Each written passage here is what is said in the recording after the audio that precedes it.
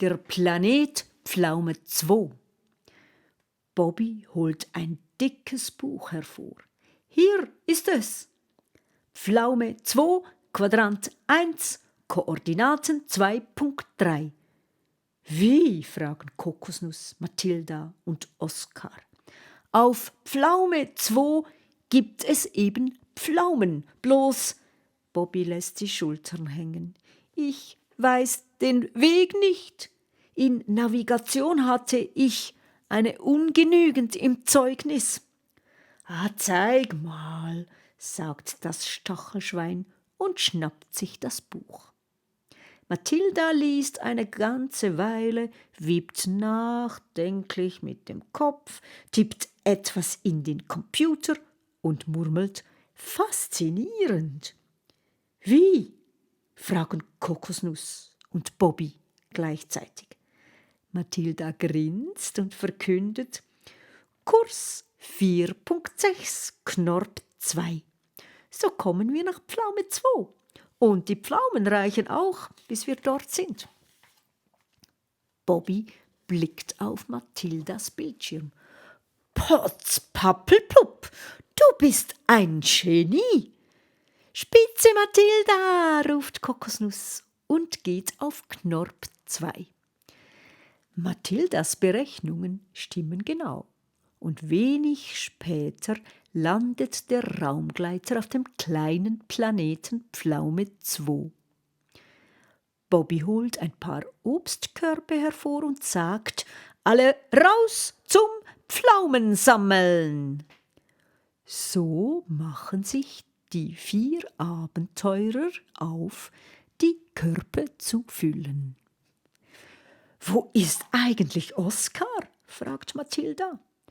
Kokosnuss grinst.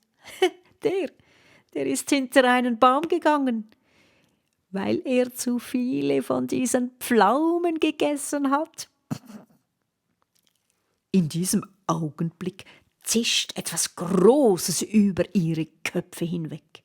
Die Freunde ducken sich, Bobby schaut misstrauisch in den Himmel und Oskar kommt sofort hinter dem Busch hervor und ruft, »Was war denn das?« Plötzlich kommt ein Wind auf. Die Blätter der Pflaumenbäume schaukeln hin und her, Sand wirbelt auf.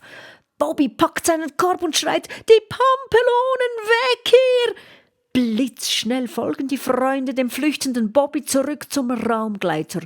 »Schnell füllt die Pflaumen in den Tank«, ruft der Papellaner. Kaum haben alle ihre Plätze eingenommen, sehen sie durch das Fenster ein riesiges Saugrohr, das sich schnell nähert. Sein Saugstrom ist so stark, dass es Pflaumen und Blätter gleichermaßen in sich hineinzieht.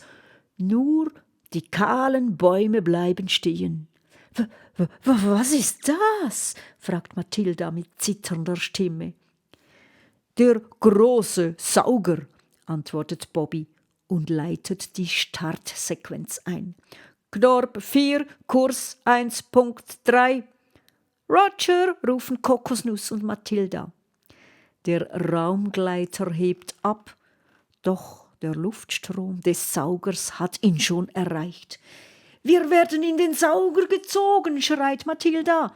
Da hören sie Oskars Stimme. »Hier, Pflaumen, Maschinenraum, soll ich Pflaumen nachlegen?« »So viel du kannst«, ruft Bobby ins Mikrofon. »Kokosnuss, auf maximale Knorpgeschwindigkeit!« Kokosnuss schiebt den Temporegler ganz nach vorn. Der Raumgleiter, der zusammen mit Tausenden von Blättern und Pflaumen rückwärts in das Rohr gezogen wird, heult auf und bewegt sich wieder vorwärts. »Wir schaffen es«, ruft Kokosnuss. Tatsächlich. Gegen den gewaltigen Strom kämpft sich der Gleiter aus dem Saugrohr heraus. Der Gleiter steigt senkrecht auf und schießt in den Weltraum hinaus. »Kurs 1.3 runter auf Schleich 2«, ruft Bobby. Jetzt sehen sie im Hauptfenster einen grünen Planeten, aus dem sich das riesige Saugrohr wie eine lange Nase herausschlängelt. »Die grüne Pampelmuse«, flüstert Bobby mit zitternder Stimme.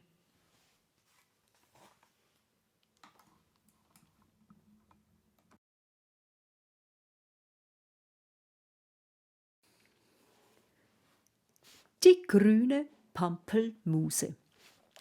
»Grüne Pampelmuse?«, fragt Kokosnuss. »Ein großer Asteroid«, erklärt Bobby. »Er wurde vor langer Zeit von den Bewohnern unserer Galaxie zu einer galaktischen Müllabfuhr umgebaut.« »Eine Müllabfuhr?«, fragt Mathilda. »Ja, von Robotern gesteuert. Früher sammelten sie mit ihrem großen Saugrohr den Müll unserer Galaxie ein und verarbeiteten ihn zu Blumenerde oder anderem nützlichem Material.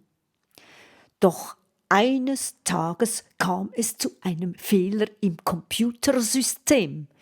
Die Roboter gerieten außer Kontrolle. Seitdem saugen sie alles auf, was ihnen in den Weg kommt. Dadurch wird die grüne Pampelmuse immer größer und immer gefährlicher. »Ach du dickes Ei«, murmelt Kokosnuss. »Hallo Leute«, meldet sich Oskar aus dem Maschinenraum. »Ich will ja nicht stören, aber dieses Pampeldings da hat den Kurs gewechselt.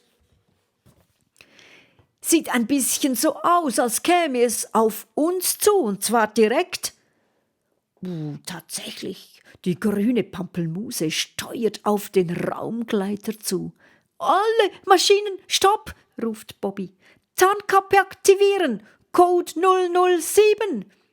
»Aktiviert«, sagt Mathilda. Auf dem Hauptbildschirm ist die Pampelmuse zu sehen. Kokosnuss, Mathilda und Bobby halten den Atem an. Die Pampelmuse kommt näher. Plötzlich verharrt sie.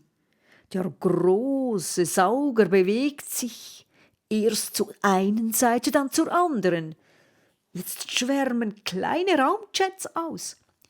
»Das sind die Jets der Pampelonen«, flüstert Bobby. »Das sind die Roboter. Die suchen uns. Wenn sie uns finden, senden sie unsere Position an den großen Sauger und dann werden wir eingesaugt.« 2 Raumjets kommen dem Gleiter sehr nahe. Die Freunde sind mucksmäuschenstill. Kurz vor ihnen halten die Pampelonen an. Langsam bewegen sie sich hin und her. Ganz leise fragt Mathilda: »Und? Können die uns nicht sehen?« »Mit der Tarnkappe sind wir unsichtbar«, flüstert Bobby. »Sollten wir ihnen nicht ausweichen?«, fragt Kokosnuss leise. »Wir dürfen uns nicht bewegen, das könnten die Pampelonen bemerken, trotz der Tarnkappe.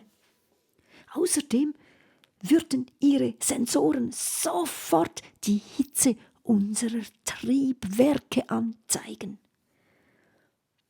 Doch die Raumjets kehren zu der grünen Pampelmuse zurück. »Puh«, seufzen Kokosnuss und Mathilda erleichtert. »Das ist ja grad noch mal gut gegangen«, rufen sie. »Auf nach Hause, Kurs 3.4. Der Raumgleiter nimmt Kurs auf Bobbys Heimatplaneten Zitterpappel. »Merkwürdig«, sagt Mathilda und blickt von ihrem Computer auf. »Was meinst du?«, fragt Kokosnuss. »Vor uns fliegt etwas Großes in dieselbe Richtung.« Bobby spitzt die Ohren und sagt: »Auf den Hauptschirm!« Auf dem großen Bildschirm erscheint die grüne Pampelmuse. Bobby erschrickt. Sie fliegt nur ungefähr 600.000 Lichtjahre vor ihnen. Oh nein, sie bewegt sich auf die Zitterpappel zu, auf unseren Planeten. Er ist in Gefahr, mein Planet ist in Gefahr. Können wir denn nichts gegen diese Pampelmuse unternehmen? Fragt Kokosnuss. Vielleicht ihren Computer umprogrammieren oder so etwas. Dazu müssten wir in das Innere der Pampelmuse gelangen, sagt Bobby. Das können wir vergessen. Schon auf der grünen Pampelmuse zu landen ist unmöglich. An dem großen Sauger kommt niemand vorbei. Kokosnuss hat eine Idee. Habt ihr noch den Bauplan von der Pampelmuse? Ja, der ist im Computer gespeichert. Wieso? Und könnte ich mir den Helm mit dem Düsenantrieb ausleihen von dir? Schon, aber wozu brauchst du den denn? Kokosnuss klatscht in die Pfoten. Ich weiß, wie wir diese Pampelonen überlisten können. Durch Ablenkung und Überraschung. Ablenkung und Überraschung, wiederholen Mathilda und Bobby. Ganz einfach, sagt Kokosnuss. Ich fliege in den Sauger hinein, lande im Innersten der Pampelmuse und programmiere den Computer um. Kommt gar nicht in die Tüte, antwortet Bobby. Wenn einer in die Pampelmuse fliegt, dann ja wohl ich. Geht nicht, erwidert Kokosnuss. Du musst den Raumgleiter auf der Pampelmuse landen, denn das kann niemand anderes. Auf der Pampelmuse landen? Fragt Bobby. Die Pampelonen werden nur auf mich achten.